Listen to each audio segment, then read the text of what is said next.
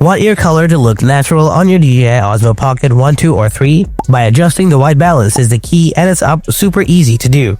In this video, I'll show you how to change the white balance on your DJI OSMO Pocket for perfect colors in every shot. Let's get started. First, turn on your camera, then make sure you're in video mode, not photo or slow-mo. Next, swipe left to open the camera settings menu. In the top right corner, tap the icon that says Pro. The icon will turn yellow when activated. Now tap WB option next to exposure. Set manual Kelvin if you can. For example, 5600K for daylight, 3200K for indoor tungsten. Or use auto WB when lighting changes. Then tap confirm.